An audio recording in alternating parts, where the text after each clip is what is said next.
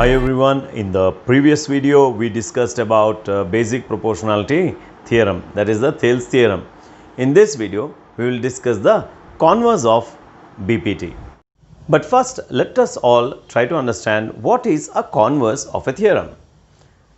So if a theorem can be broken into two parts, there will be a hypothesis and a conclusion. Let me call A as the hypothesis and B as the conclusion.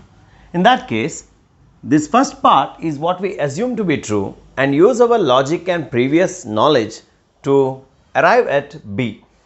So, we start from A and arrive at B. A converse of a theorem will be made up of a hypothesis which will be from the conclusion of the theorem. See, this is the theorem. Let me call this as the theorem. So, A is the hypothesis or the given part of the theorem and B is the conclusion or to prove part, that will be B. For the converse, however, B will become the hypothesis or the given, and we will try to reach using the logic and previous knowledge to arrive at A, where A becomes the conclusion. So, a theorem's hypothesis becomes its converse conclusion, and a theorem's conclusion becomes a converse hypothesis, as simple as that. So, in BPT we discussed that if a line is drawn parallel to one side, it will divide the remaining two sides proportionally. So, the converse will be the vice versa. What is that? If a line divides the two sides of a triangle proportionally, then it is going to be parallel to the third side. So, let us try to prove that. The converse of the theorem states that if a line is drawn such that it divides any two sides of a triangle proportionally, then it must be parallel to the third side. Now, the first hypothesis is the line must divide two sides in proportion. So, we will write that using symbols and that will be called as the given, the first part of the proof, right? So, given is ABC is a triangle. ABC is a triangle, okay. Then DE, we cannot say it is parallel right now, we have to prove it. So, right now what do we know? We know that DE is dividing these two sides proportionally. What is proportion? Two equal ratios are called as proportion. So, let us try to write the equal parts, that is AD by BD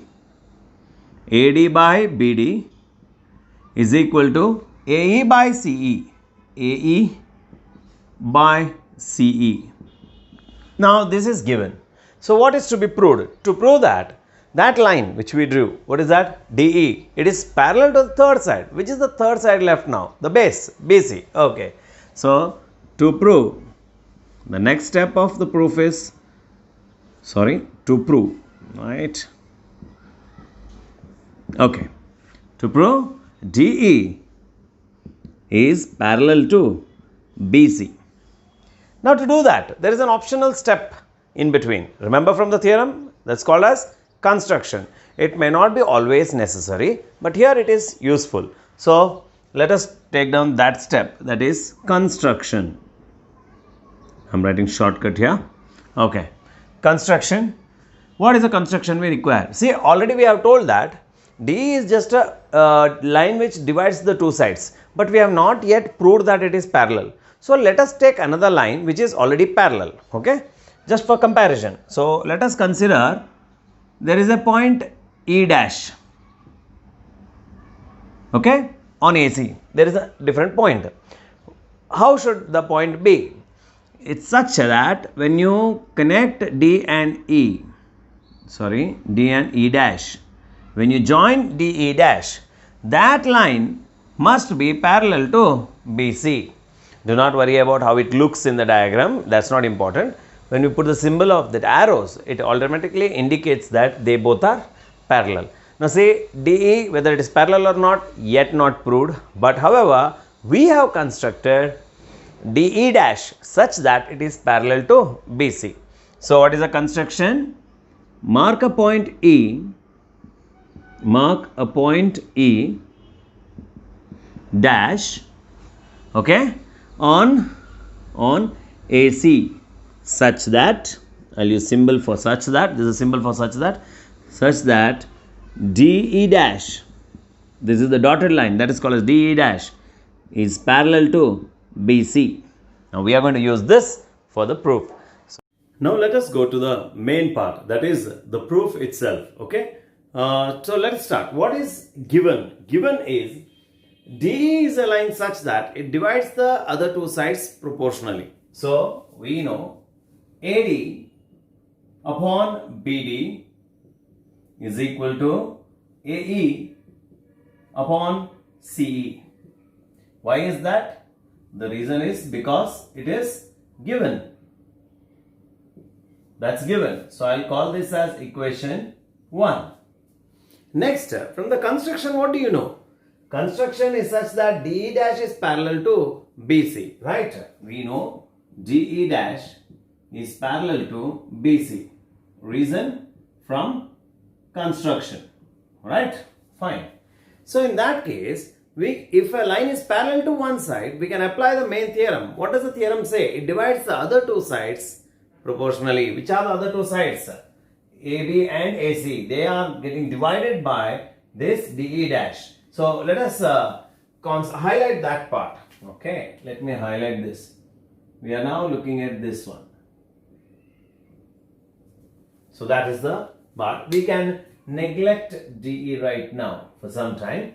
Now if you look at the diagram, DE dash is parallel to BC. Means AD by BD, AD upon BD is equal to AE dash upon CE dash, AE dash upon CE dash.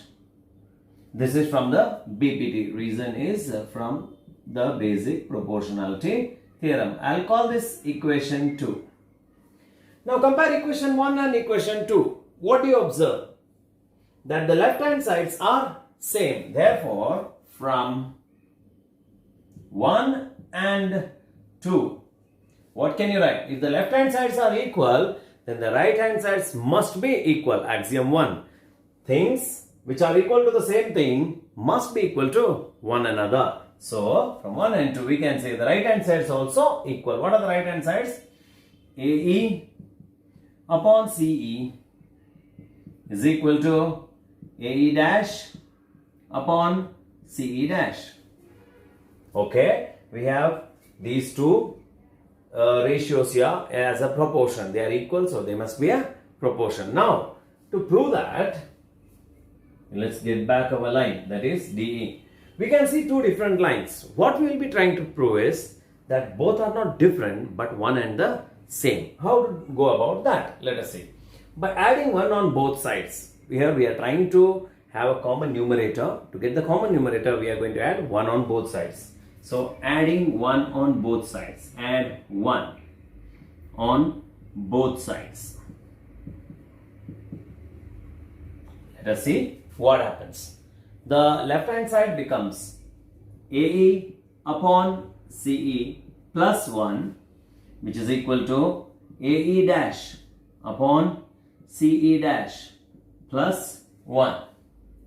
Let us try to simplify that. See, whenever a number is written, it can be always written as upon 1 because it's a rational number. So now 1 can also be written as 1 by 1. Its value doesn't change. Then let us see the next simplification. So let us continue from that step. So how do you simplify this? We have come across this type of problems earlier also. So you know that trick of like cross multiplication. Yes, AE into 1 is AE. Okay.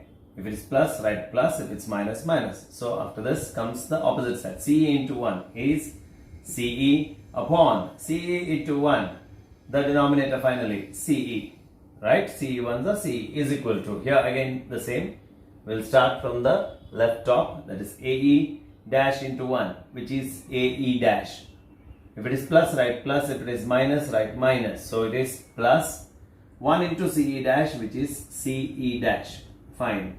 Upon last comes the denominator. CE dash into 1 is CE dash. Now we will take the help of the diagram to understand the numerators. Look at the numerator. AE plus CE.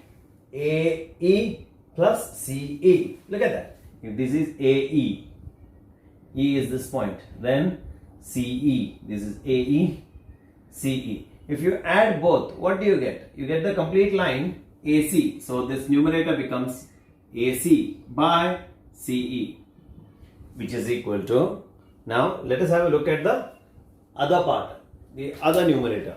What is that? AE dash plus CE dash. AE dash plus CE dash. So if it is A and E dash, then from there it is CE dash. When you add both, what do you get? Again you get AC. So this numerator is also AC upon CE dash. The denominator does not change. The numerator, both the places are same. So let us have a look. What do we understand from this? We know that these both ratios are equal, numerators are equal, then automatically denominators must be equal. You could directly say CE is equal to CE dash. Or if you want further simplification, you can do, if somebody doesn't understand why they are equal, what you can do is, see, take one AC to the other side, take these two denominators to the opposite sides, they will become numerators. So look here, AC into CE dash. CE dash comes here, becomes multiplied by, is equal to AC, CE goes that side, becomes multiplied by CE. Now AC comes to the other side, becomes divided by AC, any one of them. One of the ACs you take, it becomes a denominator, and AC cancels, you are left with CE dash is equal to CE. See, look here, both of the lines are collinear, they lie on each other, and you also find that CE dash and CE, the length of both of them are same.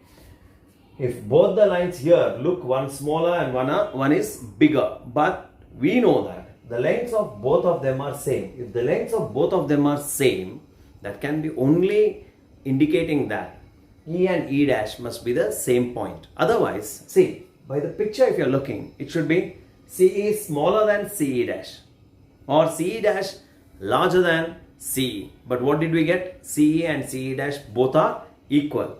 Both are equal when?